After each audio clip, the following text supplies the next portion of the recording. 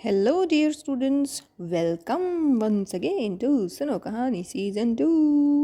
आज की हमारी कहानी का नाम है चुनमुन आज़ाद है, जिसके लेखक हैं श्रीमान कमलेश मोहिंद्रा जी और इसके चित्र बनाए हैं आशीष सेन गुप्ता ने।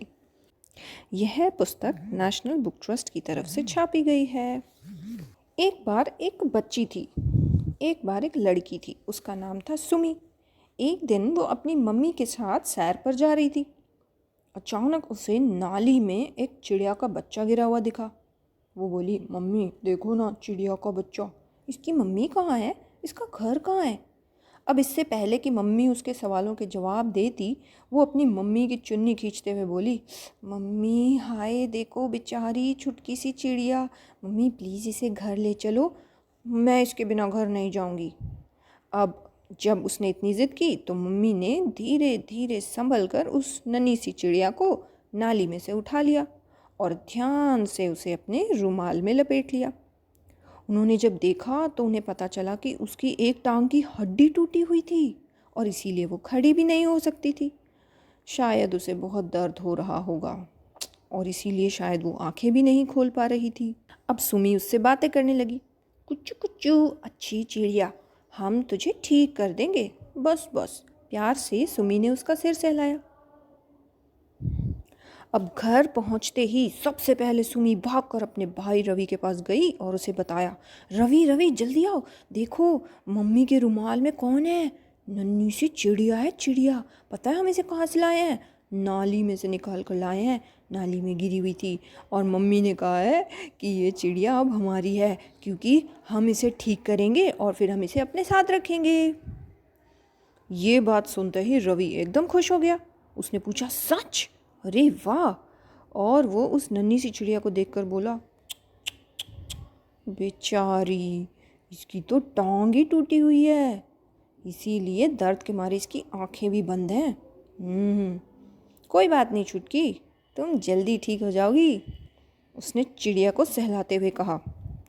अब दोनों बच्चों ने मिलकर मम्मी की मदद से माचिस की एक तीली के साथ उसकी टूटी हुई टांग को ध्यान से बांध दिया और ड्रॉपर से उसकी चोंच में बूंद बूंद पानी डालकर उसे पिलाया।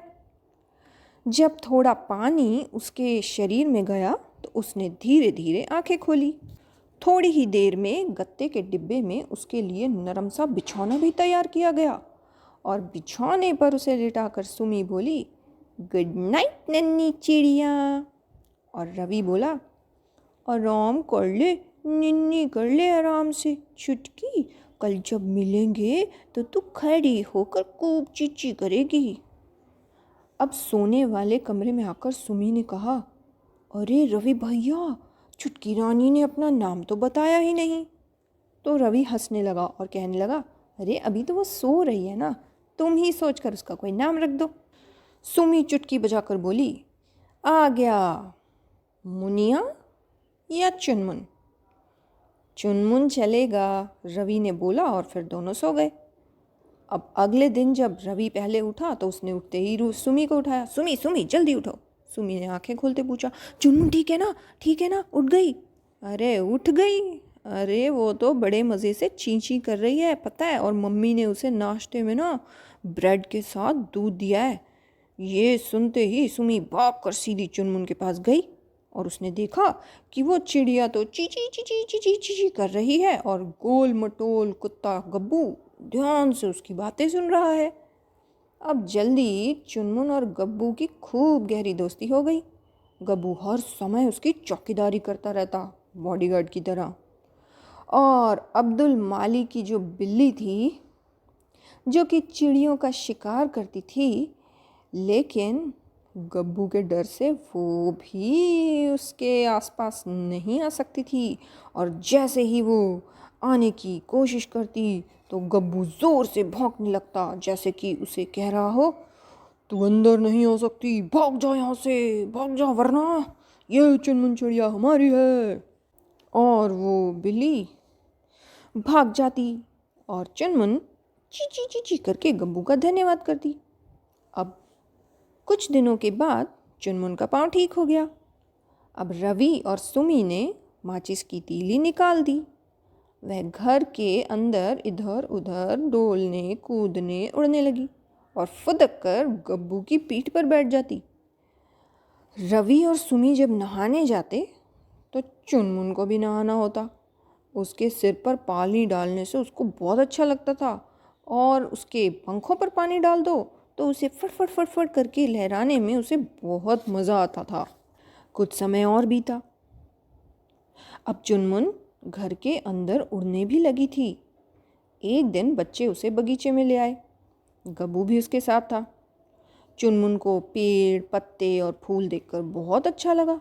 वो ची करते हुए नाचती रही, फुदकती रही और गब्बू का सारा ध्यान उस बिल्ली की तरफ ही था जो घूर घूर कर चुनमुन को देख रही थी। धीरे धीरे चुनमुन ने बगीचे में ही ज़्यादा समय बिताना शुरू कर दिया। गब्बू उसे अपनी पीठ पर बिठाकर बीच बीच में घर के अंदर ले जाता था। दोनों एक ही बर्तन में बड़े खुश होकर खाना खाते थे।